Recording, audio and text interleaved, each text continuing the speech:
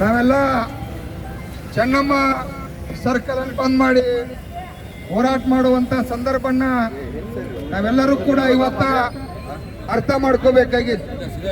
ಇಲ್ಲಿ ಬಂದಿರತಕ್ಕಂತ ಎಲ್ಲ ನನ್ನ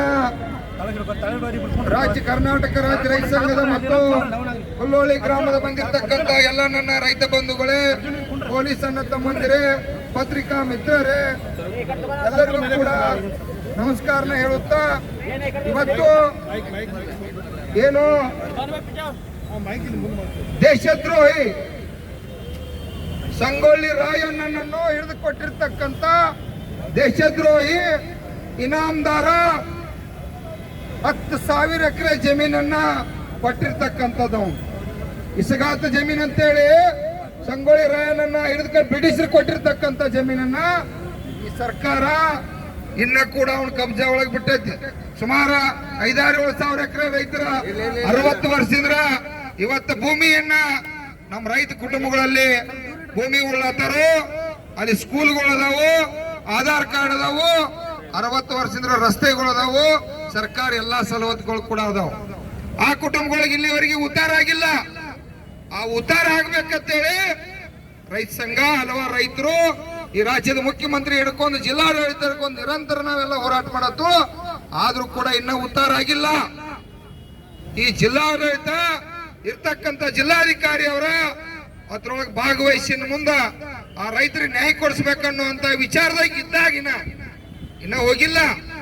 ಆದ್ರೂ ಕೂಡ ಆ ತಾಯ್ಗಂಡ ಇನಾಮದಾರ, ದೇಶದ್ರೋಹಿ ಇನಾಮದಾರ, ಆ ತಾಯ್ಗಂಡ ಎಂದೋ ಗುಂಡಿಟ್ಟ ಕುಟುಂಬ ನಾಶ ಮಾಡಬೇಕಾಗಿತ್ತು. ಈ ದೇಶಕ್ಕನ ತನ್ನ ಪ್ರಾಣ ತ್ಯಾಗ ಮಾಡಿರ್ತಕ್ಕಂಥ ಹೋರಾಟಗಾರ ಕ್ರಾಂತಿವೀರ ಸಂಗೊಳ್ಳಿ ರಾಯಣ್ಣನ ಹಿಡಿದುಕೊಂಡಿರ್ತಕ್ಕಂಥ ದೇಶದ್ರೋಹಿ ಇನಾಮದಾರನ ಇವತ್ತು ಮಾಡಬೇಕಾಗಿತ್ತು. ಸರ್ಕಾರ ಅವ್ರ ಕುಟುಂಬನ ಚಿಗಲಿಕ್ಕೆ ಬಿಡಬಾರ್ದಾಗಿತ್ತು. ಆದ್ರೂ ಕೂಡ ಇವತ್ತು ಅವ್ನು ಸಿಗುತ್ತ 10,000 ಎಕರೆ ಎಲ್ಲ ಭೂಮಿ ನಂದ, ನನಗ್ ಬೇಕು ಅಂತ ಹೇಳಿ ಇವತ್ತು ಜಿಲ್ಲಾಧಿಕಾರಿ, ನಮ್ಮ ಬೆಳಗಾವಿ ಜಿಲ್ಲಾಧಿಕಾರಿ ರೈತರ ಪರವಾಗಿ ಏನಾರು ಕೆಲಸ ಮಾಡ್ಬೇಕಂತೇಳಿ ವಿಚಾರ ಇಟ್ಟುಕೊಂಡವ್ರು ಬಂದಿರತಕ್ಕಂಥವ್ರ ಅವ್ರ ಮೇಲೆ ಇವತ್ತ ಅರೆಸ್ಟ್ ವಾರೆಂಟ್ ಅನ್ನ ಮಾಡಿದನು.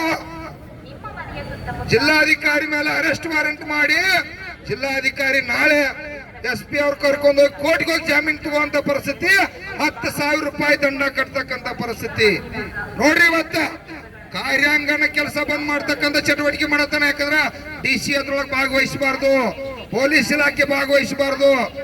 ಈ ದೇಶದ್ರೋಹಿ ತಾಯ್ಗಂಡ ಅಂತವನ ಇವತ್ತ ಆ ಕುಟುಂಬನ್ನ, ಅವರನ್ನ ತಕ್ಷಣ ಇವತ್ತ ಕಾನೂನು ಕ್ರಮ ತಗೊಂಡು ಅವ್ರನ್ನ ಅರೆಸ್ಟ್ ಮಾಡಿ ಆ ಕುಟುಂಬನ ಇವತ್ತ ಬಂದೋಬಸ್ತಿ ಮಾಡ್ತಕ್ಕಂಥ ಕೆಲಸ ಇವತ್ತ ಕಾನೂನು ಕ್ರಮ ತಗೋಬೇಕು ಈ ರಾಜ್ಯದ ಮುಖ್ಯಮಂತ್ರಿ.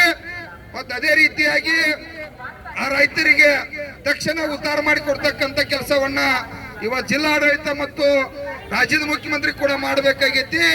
ಇವತ್ತೇನ ಅವ ಇನಾಮದಾರ್ ಏನಾದ್ರೂ ನಿಮಗೆಲ್ಲರಿಗೂ ಗೌರವ ಕೊಟ್ಟು ಸರ್ಕಾರದಲ್ಲಿ ಇರ್ತಕ್ಕಂಥ ನಮ್ಮ ಜಿಲ್ಲಾ ಉಸ್ತುವಾರಿ ಅವರು ಕೂಡ ವಿಶೇಷವಾಗಿ ಗಮನ ಹರಿಸಬೇಕು.